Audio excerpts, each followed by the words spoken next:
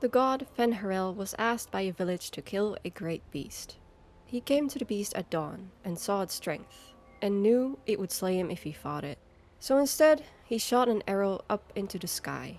The villagers asked Fen'Harel how he would save them, and he said to them, "When did I say that I would save you?"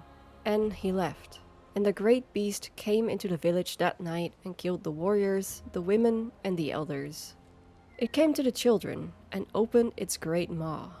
But then, the arrow that Fen'Harel had loosened fell from the sky into the great beast's mouth and killed it.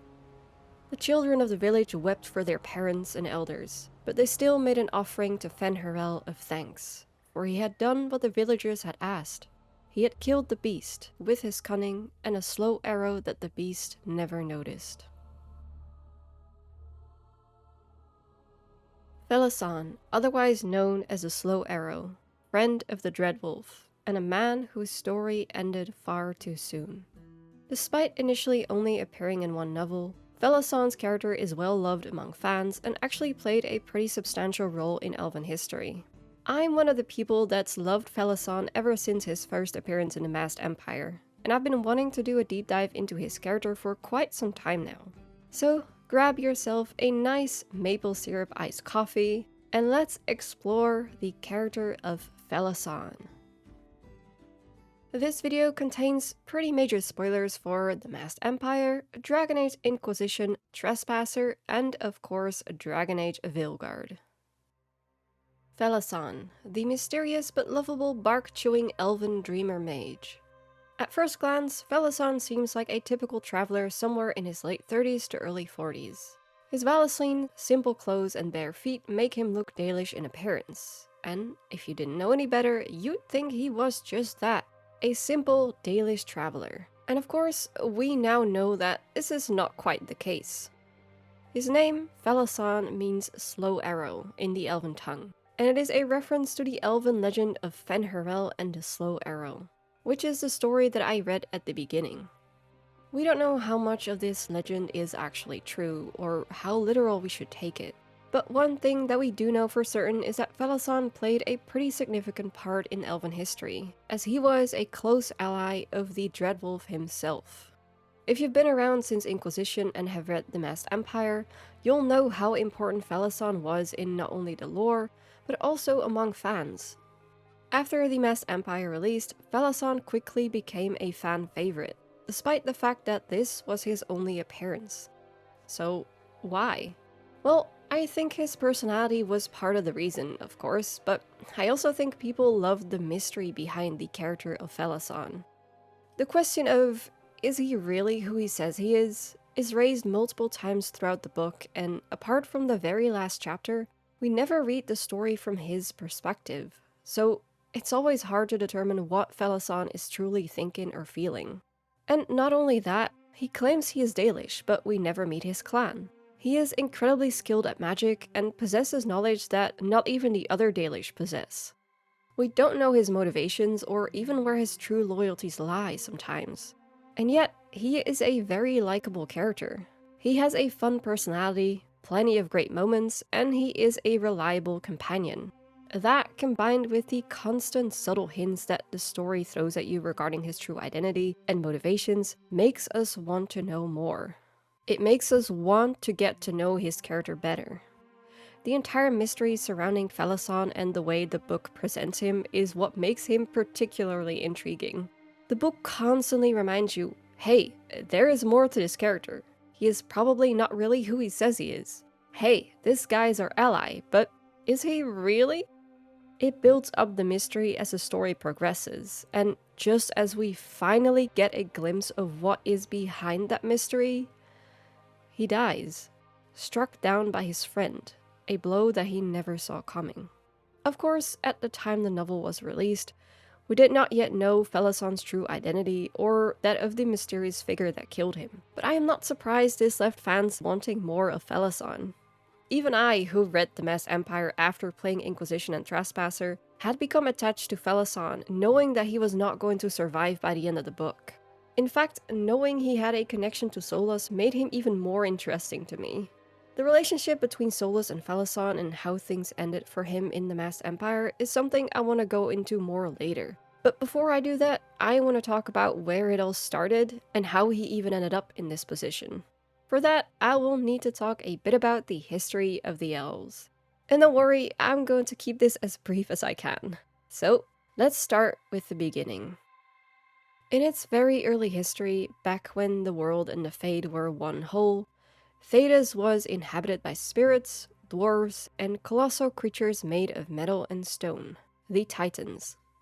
Spirits started using the Titan's blood, also known as lyrium, to create physical bodies for themselves. They became the first elves.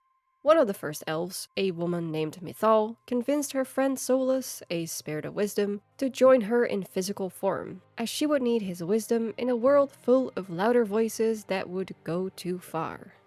The Titans then waged war on the elves for using their blood to create bodies, and a group of powerful elves stood up as leaders and commanders to defeat the Titans, the Evenuris. They promised to step down once the Titans were defeated. But the war wasn't so easily won, and the elves started growing desperate. So much so that Solas and Mythal came up with a plan that was rather extreme. They created a special lyrium dagger and used it to sever the Titans from their dreams, essentially rendering them tranquil. This made the elves win the war, but the success came with unexpected dire consequences. The Titans' dreams, now severed from their bodies, began to twist and corrupt, turning them into the Blight. Realizing their mistake and sensing the Blight's danger, Solas and Mythal sealed it away, so that it could do no further damage. The Evenuris refused to give up command after the Titans had been defeated, however, and declared themselves gods. Solas pleaded with them to step down, but they refused and claimed that the elven people needed strong leaders to guide them. Even Mythal refused to give up her position, insisting that the Evenuris needed a voice of reason, someone to keep them under control. Despite Mythal's seemingly benign intentions, the Evenuris proved to be ruthless and tyrannical leaders, and when he realized they could not be reasoned with, Solas created his rebellion. He earned the name of Fen'Harel, the Dreadwolf, an insult he took as a badge of pride, sparking fear in his enemies and hope in his allies. Somewhere along the way, he met Felassan. It is unclear whether or not Felassan was once a spirit like Solas, but I like to think he was once a servant of Mythal's, since he has her Valasline, and that he and Solas already knew each other before the rebellion. As time went on, they became friends, and when the Evenuris grew too power-hungry, they started their rebellion. Felassan became Solas's most trusted general, as well as his closest friend, and together they would lead the rebellion to victory and free the elven people from these tyrannical would-be gods. Once, the lighthouse was a place of learning, with tools to study the secret workings of great magic. When Solas rebelled against those who called themselves our gods, the lighthouse became his center of operations, with tools to study the best ways to free ourselves from the tyranny of the Evenuris. You are safe here, both those of the flesh and those of the Fade. Any who wish to help are welcome. The magic of the lighthouse will provide for your needs, see to your comfort, and even help you understand different tongues, for those who escaped here from distant parts of the Empire. Should you have any other needs, ask for the slow arrow, and I will help. Solas and Felassan used a place called the Lighthouse as their base of operation, a safe haven for victims and refugees from the war, and a place for their organization to grow. As the rebellion defeated warlords and freed their slaves, elves and spirits alike flocked to their side, ready to support their cause in whatever way possible. But not every battle was a success. For every blow struck against the Evenuris would respond in kind, and they would not hold back. Solas refused to give up, and continued to fight back in full force, but the sacrifice required for victory grew bigger and bigger with each battle. For every slave freed, for every blow struck, many more lives were lost. But desperate times call for desperate measures, and Solas was willing to do whatever it took to stop the Evenuris and end the war. Solas's willingness to sacrifice his own agents and use their spirit allies as cannon fodder greatly disturbed Felassan, And as time went on, he grew more and more concerned about how far his friend was willing to go. Even so, his faith in their cause never waned, and he continued to fight by his friend's side. When we first started, this was a safe place for spirits who joined our cause to find peace from the stress of battle. Now, I don't know. Not a lot of spirits use it any longer. Have they grown stronger? Or has the fight against the Evanurs made demons of us all? Eventually, the Evanurs discovered where Solas and Mythal had sealed away the Blight and attempted to steal its power so that they could use it as a weapon. Knowing the rest of the Evanurs were beyond reason, Solas tried one more time to convince Mythal to join him. While she did take Solas's warning about the Blight seriously, she still refused to join him. Instead, she went back to the Evanurs and reminded them of the dangers of the Blight, in the hopes that they would stop pursuing its power.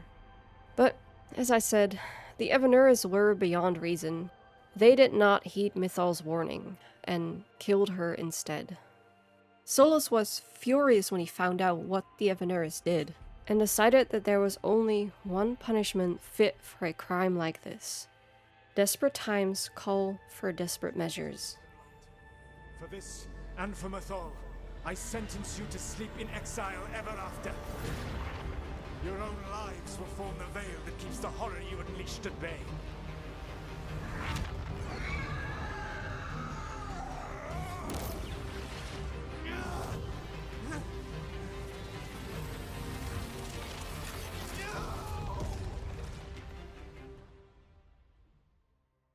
I come here sometimes when I need to be myself. Not Solas's friend Felassan, not the slow arrow of the rebellion. Just me. He hasn't been right since what happened with Mythal. He's planning something with the dagger, and if it were a good idea, he'd have told me. Damn it, Solas. I'm with you as long as we're protecting the innocent from the powerful, but you make it hard sometimes. To save the world from corruption, and as a punishment for a crime most unforgivable, Solas attempted a ritual that was meant to seal away the Evanurs along with the Blight, sending them each to a prison where they would remain for an eternity. In doing so, however, Solas unintentionally and unknowingly tore the world apart. The veil that he created separated the physical world from the magical, and split the world into two realms, the physical waking world and the Fade. The ritual weakened Solas so much that he went into a centuries-long slumber to regain his strength, and essentially disappeared. Not even Felassan knew where his friend had gone. Look at this place. We planned a rebellion here once. Said we'd change the future of the elves, throw off tyrants, and we did. Now, the path outside is fractured. It'll be hard rekindling all the Illuvians. Solas, if you see this, I'll be looking for you, out in this world and the mortal one. Don't cause too much trouble before I get there. This place used to be full of spirits who flocked to Solas's cause. When his ritual went wrong, when everything went wrong, he vanished, and the spirits stopped coming. Where are you, my friend? You stopped the Evanurs, but broke the world. Please tell me you didn't leave me to fix all of this alone. It wasn't until he woke from his slumber, millennia later, that Solas realized what his ritual had done. What he had done. To the world. To the elves. This world, the way it looked, the way it felt, separated from the Fade, the people, all tranquil beings, it wasn't right. He vowed to restore the world and his people, and fix his mistake. It wasn't going to be easy, but he would make it right, no matter what it would take. Desperate times call for desperate measures, right? After Solas disappeared, Felassan searched for his friend in both the real world and the Fade. It is unknown how or when exactly Felassan found Solas again, but my guess is that the two reunited not long after Solas woke up from his slumber and started recruiting agents. Perhaps Felassan was even the first agent he recruited, seeing as he was the only one Solas could trust in his new, broken world. It is thanks to his notes and his appearance in some of Solas's memories that we know that Felassan played a significant role in both Solas's life and the elven rebellion against the Evanuris. Before Veilguard and even before Inquisition, however, Felassan was quite the enigmatic character. Felassan first appeared in a novel The Masked Empire, as mentor and friend to an elf named Briala, handmaid, spymaster, and lover of Empress Selene. Briala's and Selene's history is messy, bloody, and complicated to say the least. So, without going into too much detail, events that led to the death of her parents and all the other servants in the palace forced Briala to flee Val Royeaux and look for the Dalish. While Briala never found the Dalish, she did find Felassan, who saved her from a group of human bandits she encountered on the road. This was the first time Briala had ever seen an elf strike a human. And in that moment, she saw a world where elves didn't need to submit to humans. A life in which she didn't need to remind herself that being called rabbit was better than being called knife ear. And a world where nobles didn't send assassins to kill her parents. That night, Felassan had listened to her story, and he told her that if she wanted to make that world a reality, she needed to go back to Selene. A few years later, after taking revenge on who she believed orchestrated the death of her parents, Briala returned to Selene in Val Royeaux, where she was reinstated as the Empress's personal handmaiden, and secretly became her spymaster as well as her lover. She vowed that she would do anything in her power to give the elves better lives, and her close ties to the Empress would ensure that she actually could. Through all of this, Felassan remained her friend and her mentor, and encouraged her to make the world a better place for the elves. Selene's goals weren't exactly aligned with Briala's, though. At least, not in everything. She may have loved Briala, but ultimately, Selene's main concern was and had always been her throne. When the people started whispering that the Empress was too lenient with the elves, and even that she might have an elven lover, Selene responded by crushing an elven rebellion in the city of Halam-Shirel. She marched on the city and burned down the entire elven slums with the people in it, just to stop the rumors. I'm now going to give a quick summary of what happens in the rest of the book because I want you to know the context of the journey that Felassan and Briala go through together, but I'll need to keep it short and skip over a lot of interesting little details for the sake of brevity. If you are interested in the story, however, I highly recommend you read the book for yourself. It is really good. It is one of my favorite Dragon Age novels for a reason, and my summary probably won't do it justice. And I really want to go into all the details, trust me, but as much as I loved Masked Empire, this video is about Felassan, so, you know. So, while Selene and her troops marched on Halam-Shirel, she had her champion, Sir Michel, arrest Briala to keep her safe. Meanwhile, Grand Duke Gaspard took advantage of the chaos of the situation and sent his forces to capture Selene. Gaspard failed to capture Selene as both she and Michel managed to escape, so he captured Briala instead. It didn't take long for Briala to escape, however, and after she fled, she met up with Felassan again. And eventually the two ran into Selene and Michel. Briala felt betrayed by Selene for burning down the elven slums and killing her people, but despite that, the two groups agreed to join forces and find the Dalish to ask for their aid in returning to Val Royeaux. In exchange, Selene promised that she would grant greater freedoms to the elves of the city. The group did eventually find Clan Vernen, but to Briala's disappointment, these Dalish elves had no interest in helping some flat ears with their shem politics, and were highly suspicious of the humans of the group. Briala had expected them to welcome her with open arms, to help a lost sister in need. These were supposed to be her people, but instead, they cared nothing for the city elves.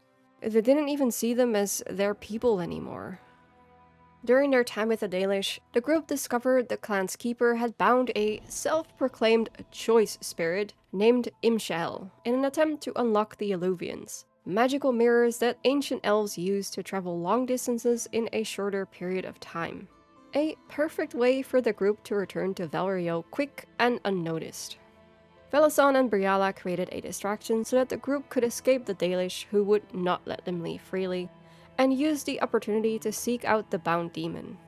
Michelle bargained with Imshel in order to get the keystone that would let them unlock the Illuvians. But in doing so, he unknowingly freed Imshel from the trap he was bound to. The unbound demon then proceeded to kill almost everyone in Clan Vernen. Myris, the clan's first, was one of the few survivors.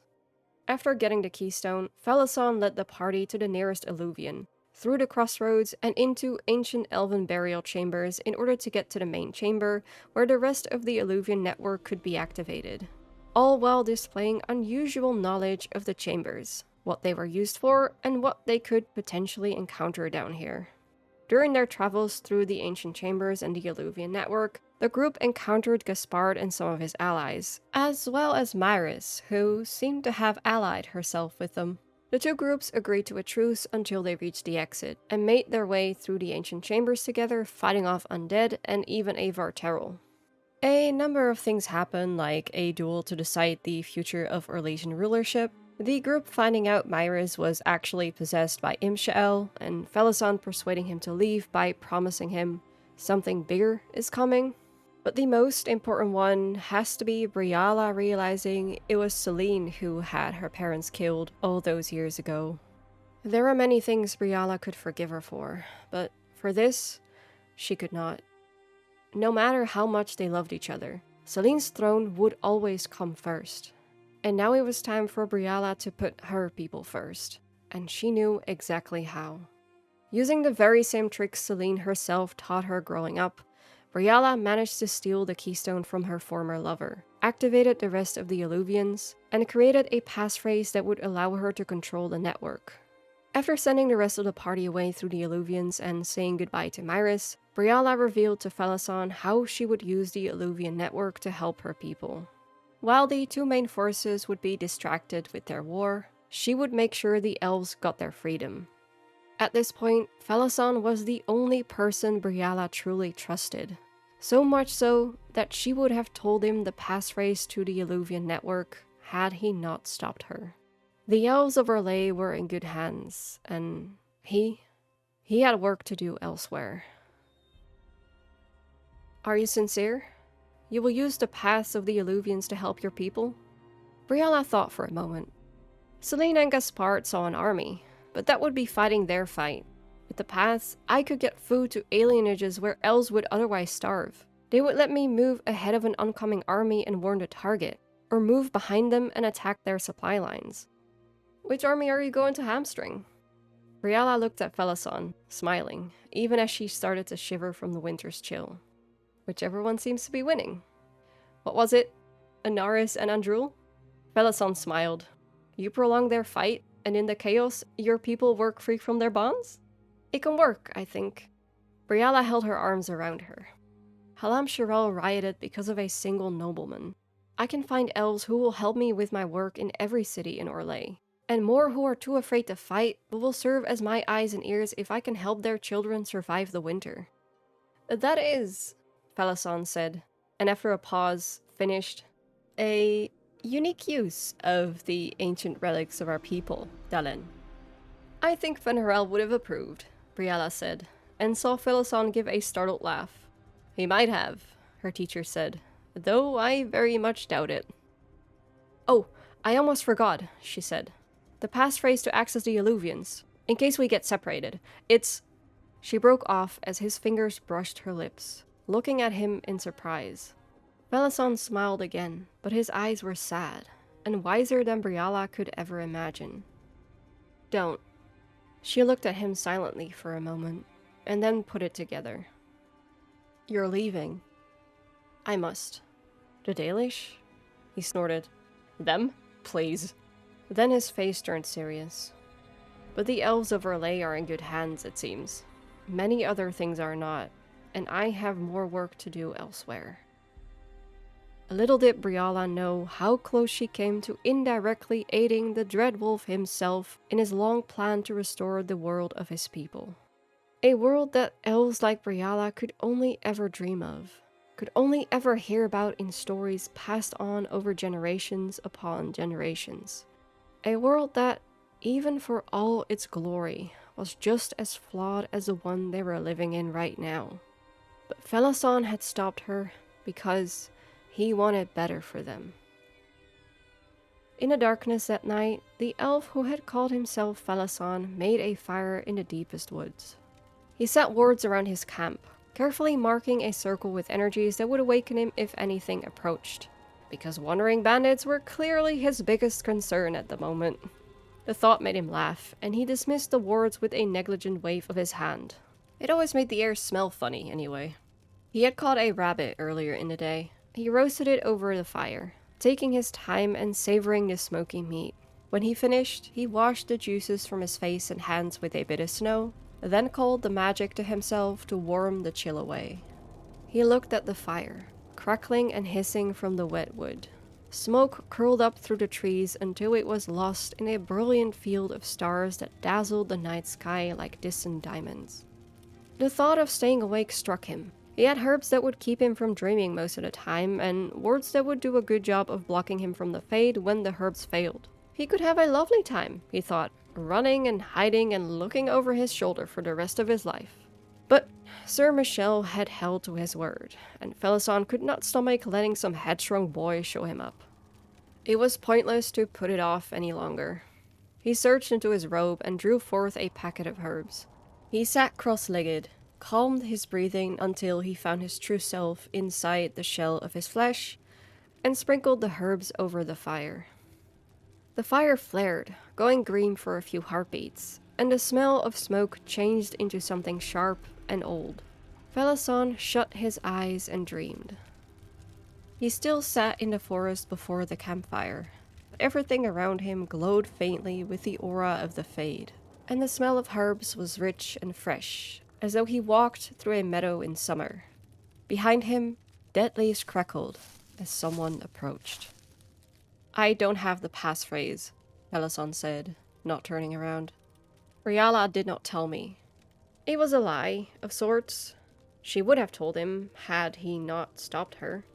And the figure behind him heard the lie and knew it as well. "Yes, I know. She deserves a chance," Felassan said. "And what's the harm, really? Why not let the girl try?" Behind him, there was only silence. There would be no debate, no logical argument or impassioned plea. Felassan had known that when he sat down before the campfire. Felassan sighed. "I'm sorry. I will not take the illusions from her." Dead leaves crackled again as the figure came closer behind him. Felassan closed his eyes, straightened, and inhaled the rich scent one last time. "They're stronger than you think, you know?" He smiled. "You know, I suspect you'll hate this, but she reminds me of..." He never heard the blow that killed him. His last thought was for an elven girl, alone, with no magic, no family, no power, searching for her people. His friend had to die because he thought they were people. A slow arrow breaks in the sad wolf's jaws. So now that we've covered his history, let's take a closer look at Felassan as a person. So the way he presents himself in the Masked Empire is obviously a cover to hide his true identity. As an agent of Fen'Harel, he needs to lay low and make sure no one discovers why he's really here. As I said earlier, the book constantly reminds you that Felassan is hiding something, and with the knowledge that we have now, it's fun to look back and spot all the subtle hints. And that said, Felassan played the part well. Other characters note that he is unlike any other elf that they've ever met, but only Briala comes close to figuring it out, and even she never figures it out completely. Felassan was often whimsical, sometimes philosophical, but very rarely frightening to Briala. But in the silence after her words had fallen, Briala felt a strange heaviness in the air. And though Felassan smiled politely, it did not twist the tattoos around his eyes like a real smile would have, and his hands had gone still. For a moment, Briala thought it had stopped raining. Then, she realized it had simply stopped raining around her. Felassan was close enough that whatever magic hung around him cloaked her as well. Second, when you pass by the statues that honor the elven gods, you do not look at them. Most of the clan members bow or nod, but all of them look as they pass by. All except you. You have not convinced me, Delen, his breath whispered in her ear. I don't need to convince you. If I take my suspicions to Clan Vernen, will they turn on you? How do Dalish elves deal with spies? In my experience, they spend several years debating. Third, she lifted another finger. You just called the Dalish a they instead of a we, as you so often do. She had him now, she could tell, but she had to press. Your clan knows so much more than this one? Felassan sighed. Sad, isn't it? Sad, and more than a little implausible. She cocked her head, deliberately mimicking Felassan's own body language. Are you even Dalish? Felassan stepped forward again, until his face was inches from hers. All she could see were his eyes and the tattoos around them. Do you want to know the answer to that question, Dalen? Or do you want my help? It was still raining on her, and Briala thought that meant she was in no real danger. That Felassan was not preparing his magic to strike her dead if she answered wrong. But it struck her, staring into those eyes, that if anyone could be so controlled, so tightly coiled, as to keep his magical tells in check on those occasions when he was truly ready to kill, it would be her mentor. We never really know what Felassan was thinking or feeling, as we never read from his perspective until very briefly in the last chapter. One thing I'm sure of though is that his friendship with Briala is genuine. The fact that he was willing to teach her and remained with her throughout the Masked Empire shows that he truly cared for her. I don't doubt that Felassan had a mindset similar to Solas's regarding this new world in the beginning. Separated from the Fade, broken, tranquil. But while Solas was trying to find a way to undo this new world, Felassan was living in it. I also think he probably had more of an open mind to begin with as well. Felassan got to know the people. And he found a friend in Briala, recognized the same determination, the same wits, the same willingness to make a change and stand up for her people. Just like Solas during the rebellion all those years ago. He believed in her and trusted that she would succeed in making the world a better place for the elves. He believed they deserved a chance. I wish I could read a version of the Masked Empire from Felassan's perspective just to see his internal conflicts. Slowly coming to terms with believing this new world is worth saving, and knowing that his friend likely wouldn't see it the same way. Convincing Solas to change his mind would be an impossible task, and he must have known that he would ultimately have to choose.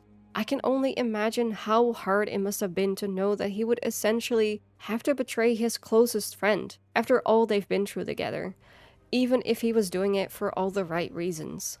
I also think that's the reason Felassan stopped Briala from giving him the passphrase, because I think he knew he wouldn't be able to flat out lie to Solas if Briala had told him. Not only because Solas would have seen right through that and likely would have found a way to get him to tell him the passphrase anyway, but also because having to flat out lie about not knowing the passphrase would have made it feel even more like a betrayal. What Felassan tells Solas when they meet in the Fade technically isn't a complete lie. Briala really didn't tell Felassan the passphrase. She would have, but she didn't, because Felassan stopped her. Of course, that specific bit of information he didn't mention to Solas. It's funny because this is exactly what Solas does all throughout Inquisition, and never quite lying, but also not telling the full truth. It's something Solas is very good at, and likely why he saw through Felassan's not quite lie right away. And Felassan knew he would. At first, I wasn't quite sure if Felassan thought Solas would go as far as to kill him for this, but upon reading the last chapter again, I am fairly certain he knew what was coming. It was putting off the confrontation, taking his time with his last meal, and even considered staying awake and keeping himself from dreaming. And even if he didn't think Solas would kill him before entering the Fade, he definitely did when he was talking to Solas at the end there. Felassan closed his eyes, straightened, and inhaled the rich scent one last time. Yeah, he knew what was coming. Either way, he made the ultimate decision to do the right thing, and was ready to face the consequences no matter what they would be. Because he believed in Briala and her people, just like he believed in Solas once. And he paid for it with his life. His back turned. A story unfinished. For freedom. Thinking more about the parallels and the differences between Solas and Felassan, especially when it comes to coming to terms with this post-Veil world. What Solas goes through throughout Inquisition with a befriended or romanced Inquisitor, Felassan goes through before and during the Masked Empire with Briala. That's not to say the Inquisitor and Briala are the sole reason they started seeing the world differently, but I feel like they were definitely the push needed to tip the scale, so to speak, for Solas and Felassan to see the world as real, and in Felassan's case, even worth saving. It was the combination of them viewing this new world through a different lens because they are living in it now, and getting close to someone native to this post-Veil world that made them change their mind. But where Felassan has fully come to terms with this new reality and is focused on moving forward, Solas is stuck in the past. Living here, making new friends, and even falling in love simply isn't enough for him. His regrets are making it impossible for him to move on. I know it's unfair to compare the two because Felassan isn't the one that pulled the trigger, so to speak. Solas is. Solas is the one that severed the Titans from their dreams and created the Veil. He is the one that has to carry the weight of that regret, and we all know how much it took for him to finally be able to let that go. So I do recognize that their situations aren't exactly the same, but rewatching Solas' memories and reading all of Felassan's codex entries did make me think of the consequences of Solas creating the Veil from Felassan's point of view, and it made me realize that Solas might not have been the only one with regrets. This is pure speculation on my part, but hear me out here. Solas had to live with the consequences of his actions. So what if Felassan had to live with the consequences of his inactions? From his point of view, anyway. When I look at the position Felassan was in and think about how he might have felt through it all, I think it's possible that part of him wanted to blame himself for what happened. I mean, think about it. They led a rebellion together. He was not only Solas' general, he was his friend too. He saw how the war changed Solas, how it pushed him to take extreme measures. All Felassan could do was watch, and whenever he made an attempt to talk, Solas pushed him away. And yet, he pushed on and convinced himself it was all for the greater good. I'm keeping calm in front of the new recruits, but you've been dodging me for weeks now. We need to talk about the Lyrium Dagger.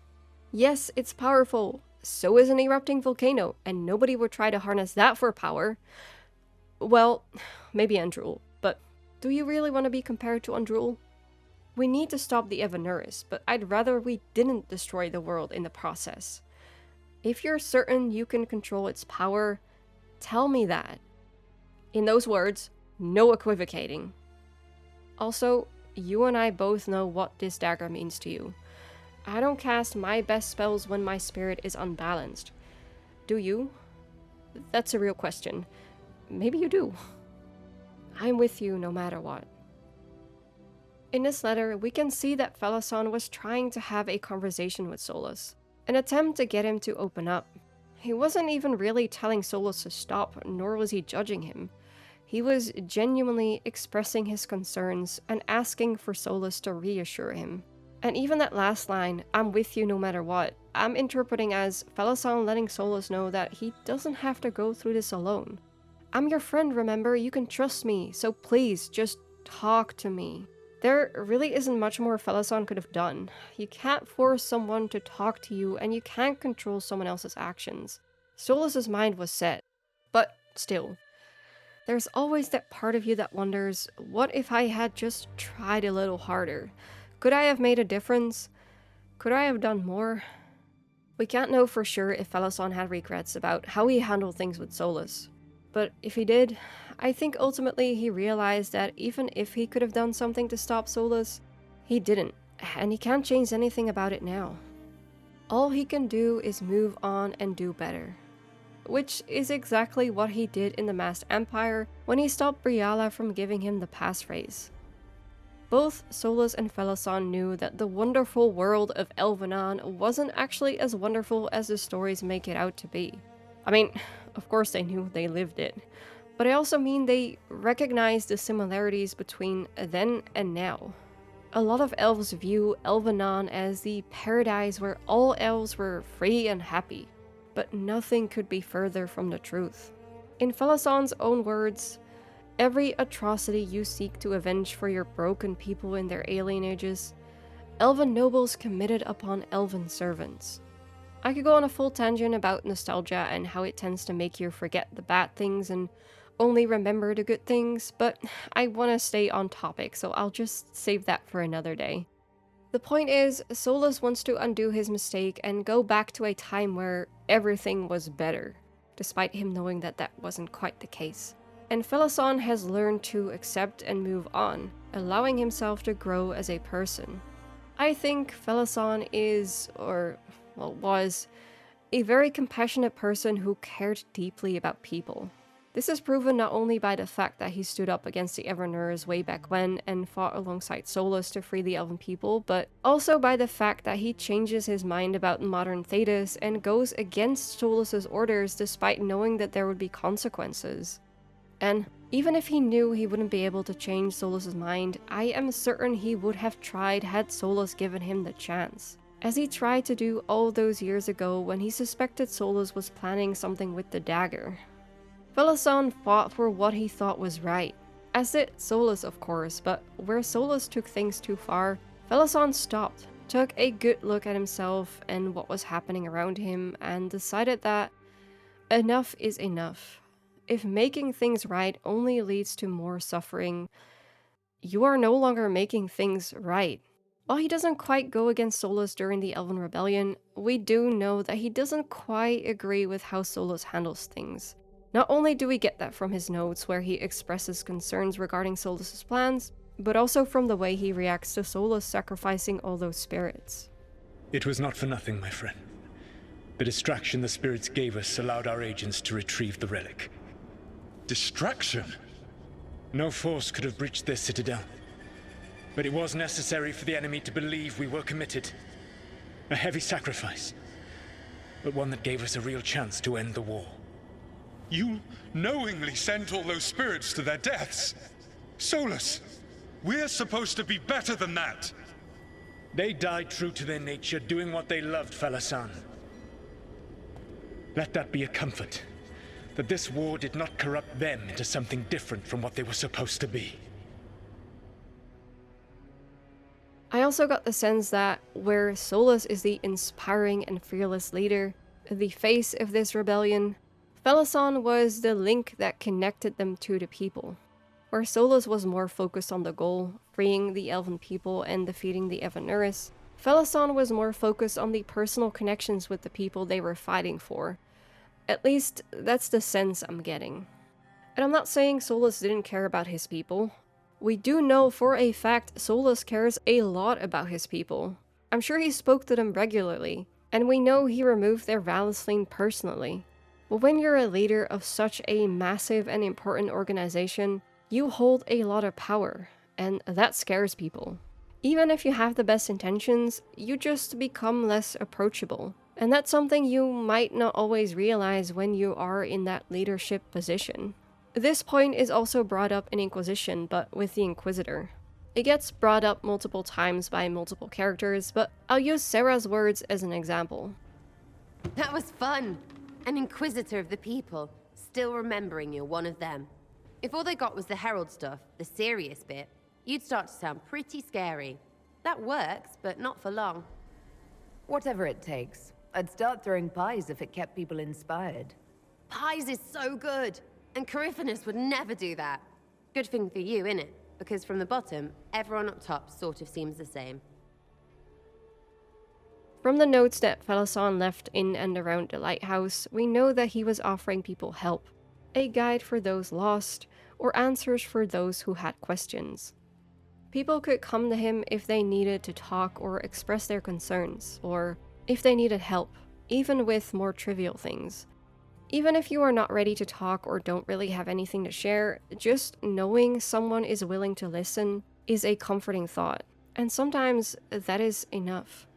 His close connection to the people allowed him to see and hear what these people were going through, how they felt and what they thought, and he saw the impact the war had on them from up close. Now, I also want to talk about the elven legend of the slow arrow. When Felassan tells the story to Briala in the Masked Empire, the moral of the story is slow and steady wins the race. Be patient and wait for the perfect opportunity to strike. I'm sure this is something Felassan has personal experience with, knowing his history, and I want to take a look at how the legend possibly relates to him and Solas. So, do I think the legend of the slow arrow is a true story? Well, no, I don't think so. At least, not in the literal sense. Not anymore. See, when a story gets told by many different people over a long period of time, it changes ever so slightly each time it is told, and not necessarily intentional. Things get misinterpreted, details are forgotten, left out or added, and eventually, like a game of telephone, the story changes from what it originally was. While there are still traces left of the original, the more time passes, the harder it gets to remember what is actually true, which parts of the story actually happened, and which parts were changed or added either by accident or to spice things up a bit. Especially when the people that experienced it firsthand are no longer around. All this to say that, while I think the story of the slow arrow didn't literally happen, I do think that it was inspired by and based on events that really did happen, specifically the Elven Rebellion and the roles that Felassan and Solas played in it. In the story, Fen'Harel, the trickster god, was asked by a village to slay a powerful beast. Knowing the beast would defeat him if he fought it directly, he shot an arrow up into the sky. When the arrow came down, it killed the beast, but not after it had slain most of the people in the village. Fen'Harel had done as the people had asked. He killed the beast, using his cunning, and a slow arrow that the beast never noticed. My interpretation of this is that if we compare the story to the real events where Solas and Felassan are Fen'Harel and the slow arrow, then the beast they are trying to kill would be the elven gods. Solas knew fighting the elven gods directly would be impossible, so instead he opted to take them down using his cunning and wits, and the reputation he had earned himself. He created distractions and waited patiently, and when the gods were not focused on him, he would strike. And he was successful, but not without having to sacrifice a lot of lives in the process, just like the story. After Fen'Harel shot the arrow, he left, leaving the villagers alone with the beast. Similar to how Solas disappeared after creating the veil, defeating the elven gods but leaving the world a broken mess. We know this wasn't his intention, but looking at this from the people's perspectives, it is understandable why they felt betrayed by him. Welcome, and listen to the last words of those who walked this place. If we get out of here, I will end Fen'Harel. After he held back the sky to imprison the gods, the dread wolf disappeared. Lies. We must tear down the veil, the cities, the pathways. Without magic, they're crumbling. You're wasting your time. Fen'Harel's veil has turned our empire to ruins. The arrow is what ultimately kills the beast in the story, but only because Fen'Harel aimed and shot it. Without the arrow, Fen'Harel would have never been able to kill the beast, and without Felassan, Solas might not have been able to get as far as he did. I can't know that for certain, of course, but seeing as they planned this rebellion together, I like to believe he was a big part of the reason Solas was successful in the end.